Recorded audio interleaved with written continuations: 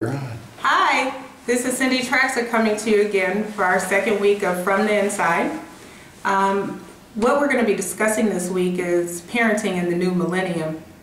Now, I realize that this is a broad audience, and while I am not trying to discriminate against anyone, I want to make it clear that my experience, my anecdotal experience, has been in raising an African American child. I have a son who's 21 years old. He's a junior in college. And I have not done this alone. I am married. My husband and I have worked very diligently to provide for him the very basic needs so that he can be in a position to excel to his fullest potential. With that being said, I invite everybody to listen in, see if there's something that I say that can help you in helping your children navigate a very different world than what many of us grew up in. I think that it's very important to assess what we have been taught, what we currently know, and what our kids are going to need going forward, because prepping them will be prepping our grandchildren and their children and future generations for many years to come. So I start by saying that it's been my assessment as a mother, as an aunt, as a sister, that young people need basic things. You don't need to have the best of everything to get healthy, well-adjusted children. You do need enough. You need very basic things in their lives. They need love, they need respect, they need enough of the resources around them. And those resources provide a decent education and decent schools, a safe environment. And you need to have in place a protection system. There's a lot of things out here that will interfere with your parenting. I mean, I don't have to tell a parent whose child is dating a person that they find questionable, or hanging out with the wrong group of kids, or being exposed to things that, too early. And these are things that are beyond our control, mind you, a lot of times. So these are some of the things that our kids come in contact with. But with those basic things in place, with having enough resources, food, shelter, in a safe environment, loving, respecting, and protecting our kids, I think that those things are essential to providing the groundwork, a stable groundwork that will allow them to spring forward to their fullest and complete potential. So what I elect to do tonight is to bring forward some of the things that I have identified as different than what we were all raised in. Now, I grew up in the 80s, so, you know, back then it was, you got to get your education. There was a real push to get out of high school, I think. I think people were ready, oh, get them out of high school, get them out of high school, they'll have a chance, they'll have a chance. By the time I was getting out of high school, it was, oh, you have to go to college, you have to go to college. Well, today, anything less than some kind of post-high school training, and I don't necessarily think that everybody needs to go to a 4-year university, but I do believe that it is clear without some post-high school training, you are going to have a much harder time adjusting in the world of tomorrow, in the economic system that we are moving into.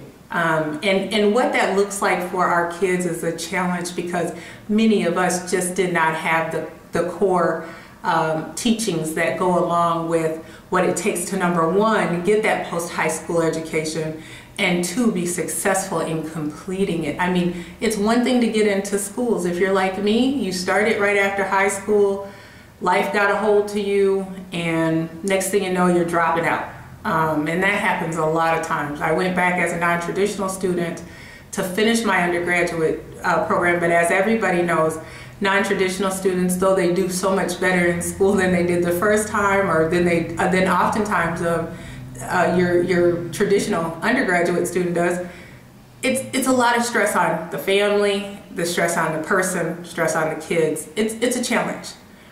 With that being stated, I think that it's really important to ask ourselves, what is missing?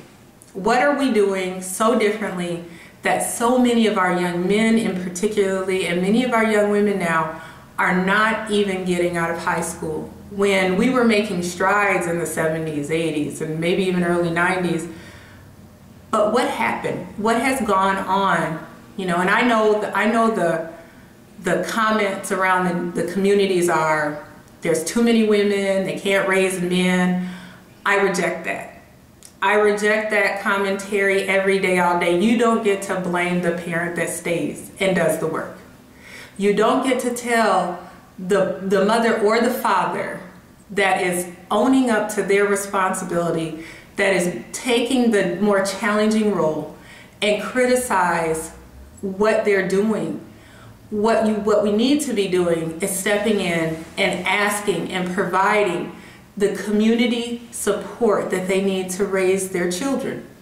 So when we say things like, oh, women can't teach men how to be men, women may not be able to have that anecdotal, that relational conversation with their son.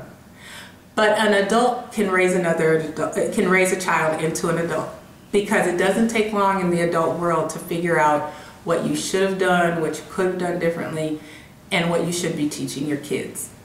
So that's one of my big things. Let's stop saying it's because of all the single mothers. That's just a cop-out.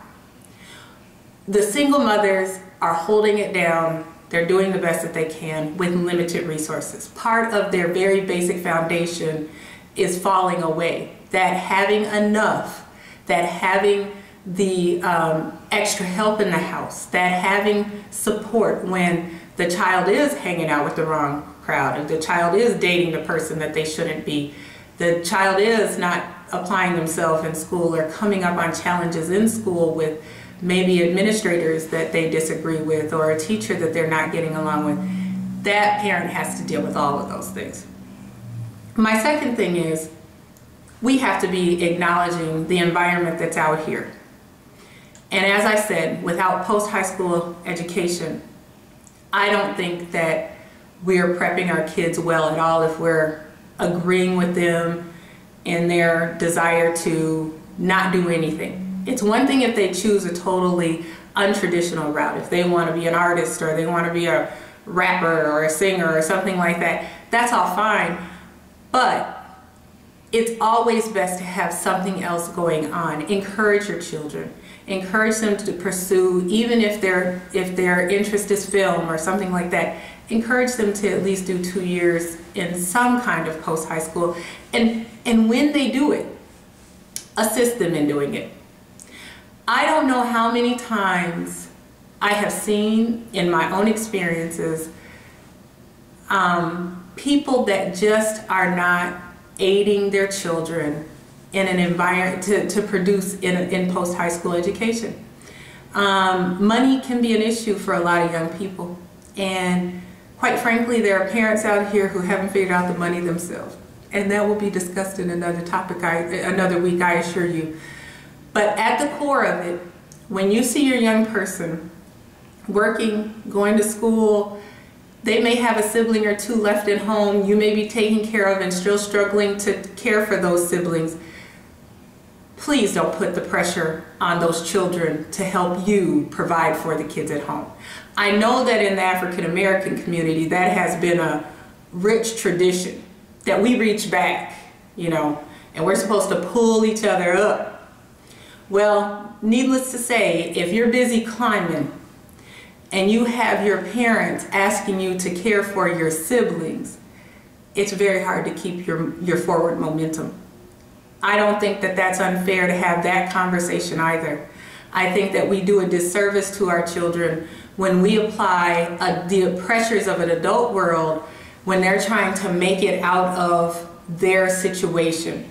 Getting an education, especially if you are first generation, is a very uphill battle. You have to be acclimated to a new environment. You don't understand the social rules necessarily. It is a very lonely and sometimes arduous journey. Make sure that your child has at least the quiet that they need in an environment that is both supportive of the future, because that's what they're working on, a better future, and the right now.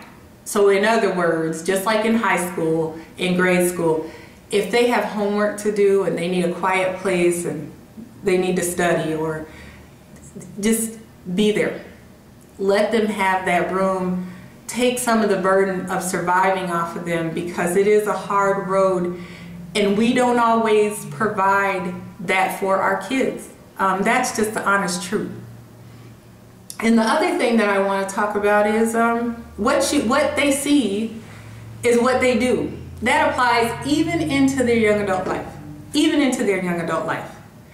When your child watches you as a 30-something, 40-something, out every weekend, drinking, being high, not taking them places, guess what they get? Guess what they start to do as soon after they leave the house. Now, I'm not saying that everybody does this, but what I challenge every parent who has a child that's out there partying a little too hard, every parent that has that child who's saying, I'll study tomorrow, I'm gonna put that off this.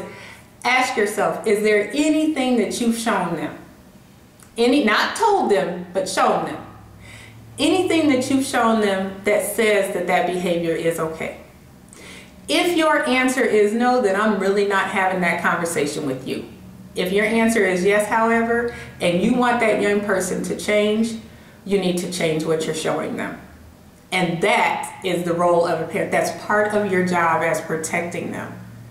So with that being said, if we begin to teach them about the environment that they're going to be navigating, even if you don't know, ask somebody, get a mentor, find a counselor in high school, college.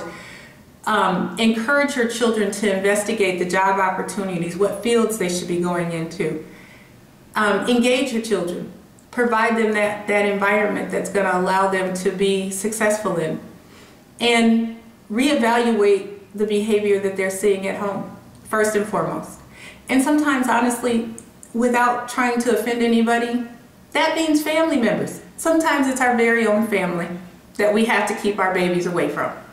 And if that's the case, then, if you got the crazy uncle, the crazy cousin, then that means you keep the kids away from the crazy uncle and the crazy cousin unsupervised.